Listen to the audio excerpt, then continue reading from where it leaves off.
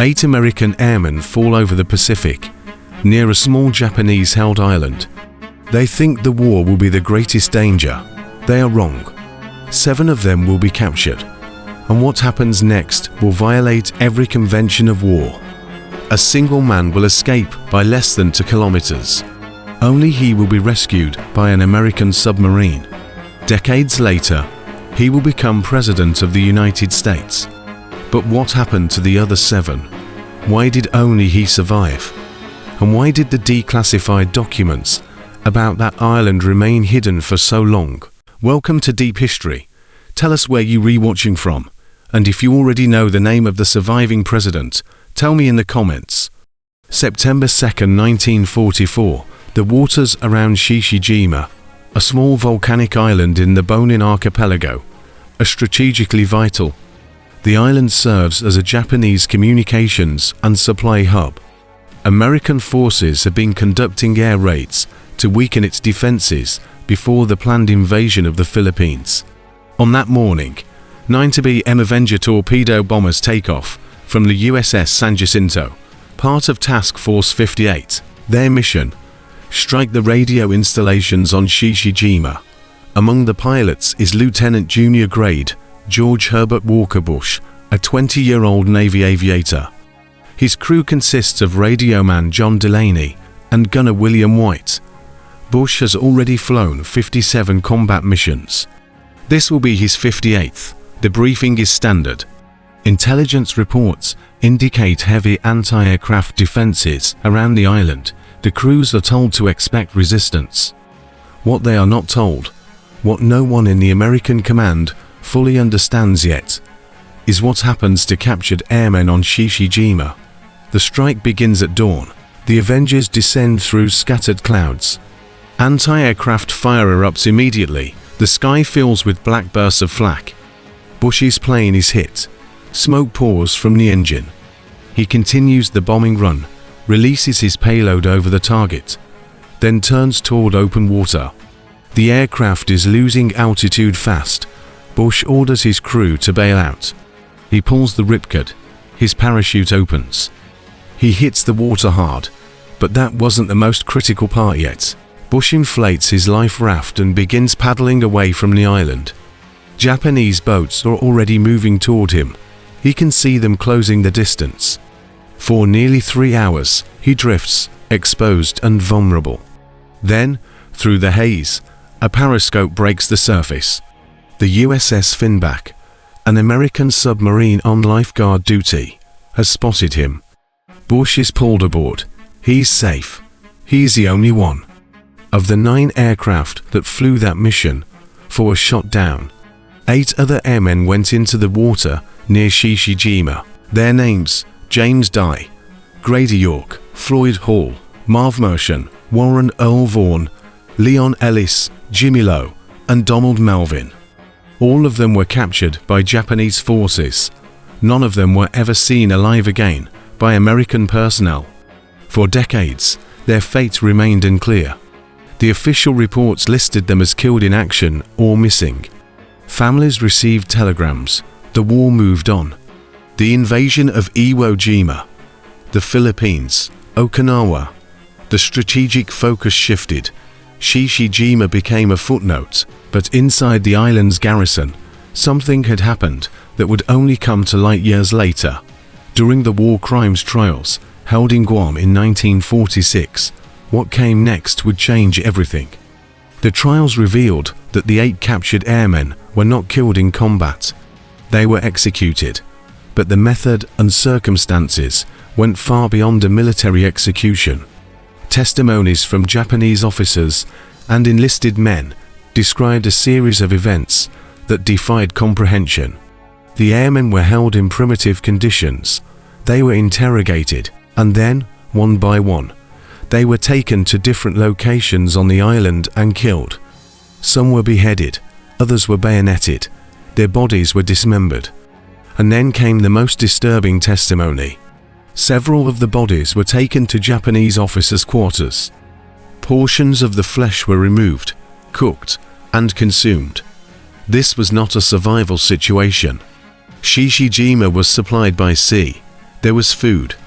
This was something else entirely. General Tachibana Yoshio, the garrison commander, Major Matoba Suyo, and several other high-ranking officers were implicated. Witnesses testified that sake parties were held, that the acts were performed with a ritualistic quality, that some officers believed consuming the flesh of enemies would strengthen their resolve and warrior spirit. The testimony was graphic, detailed, and documented in official transcripts. No one in that room expected the next message. The tribunal faced an unprecedented legal problem. International laws of war did not provide for a specific crime of cannibalism. There was no legal category that contemplated what had happened on Chichi Jima. Prosecutors had to frame the charges as murder, inhumane treatment of prisoners of war, and prevention of honorable burial. It was the first time in the history of international military tribunals that high-ranking officers were accused of acts of cannibalism. General Tachibana was sentenced to death by hanging. Major Matoba received the same sentence. Other officers received long prison terms. The trial transcripts were immediately classified.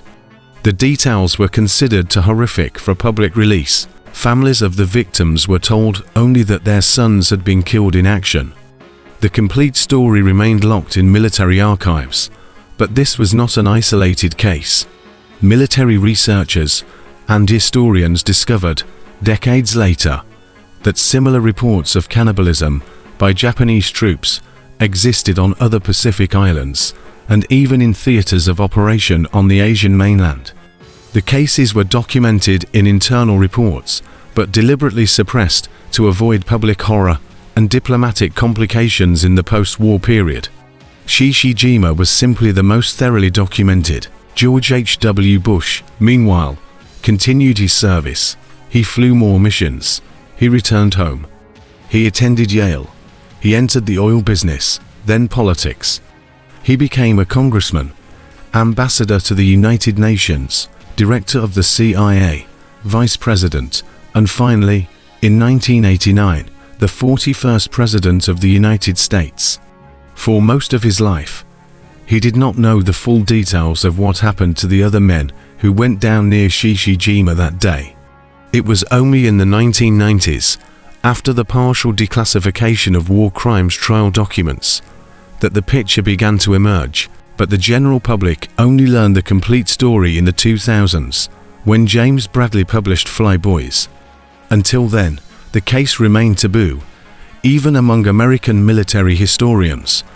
Bradley's book brought the story into public awareness for the first time in a comprehensive way, revealing not only the facts, but also the institutional silence that surrounded them. The following report would destabilize the entire operation. The question that haunted researchers was simple: why Bush and not the others? The answer lay in geography and timing. Bush's plane went down approximately 2 kilometers farther from the island than the others. The ocean current carried him away from shore. The Japanese boats were slower to reach him. The USS Finback was in the right position at the right time, monitoring the rescue area. 2 kilometers. That was the difference. 2 kilometers of ocean between rescue and capture. Between survival and execution.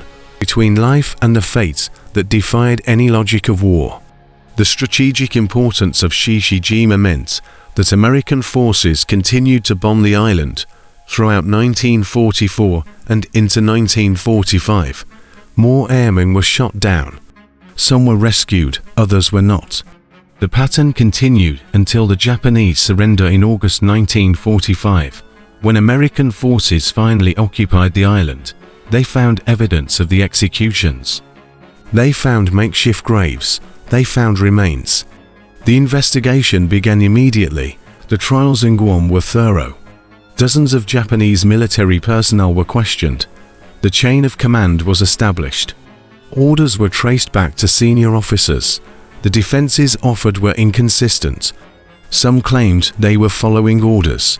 Others claimed the prisoners were spies and therefore protected by the Geneva Conventions. None of the defenses held. The tribunal concluded that the executions were illegal and that the acts of cannibalism were beyond any military moral, or survival justification. The declassified documents included interrogation transcripts, witness statements, forensic reports, and even photographs of physical evidence. They described in clinical language what had been done. The reports were filed in the United States National Archives. They remained there, largely unexamined, until researchers began looking into the broader history of the Pacific War's darker chapters.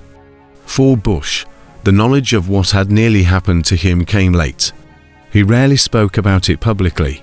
In interviews, he acknowledged the randomness of survival. He expressed sorrow for the families of the men who did not make it. He did not dwell on the details. The contrast between his survival and their fate became a defining element of his personal history, though one he kept largely private. The story of Chichi Jima is not an anomaly. Other Pacific islands saw similar atrocities. The breakdown of discipline, the isolation, the desperation of a losing war, all contributed to acts that violated every code of conduct. But Chichi Jima stands out because of the documentation, the trials, and the later prominence of the one man who escaped, and also because it raised an unprecedented legal question: how to judge the unthinkable when there is no law that anticipates it. Another silent page of the war finally comes to light, but how many others still remain hidden? Military documents continue to be declassified. New evidence emerges, forgotten testimonies resurface. What else is buried in the secret archives of World War II? And how many stories still wait to be told? Continue through our archive of forgotten operations. Tell us what you think in the comments.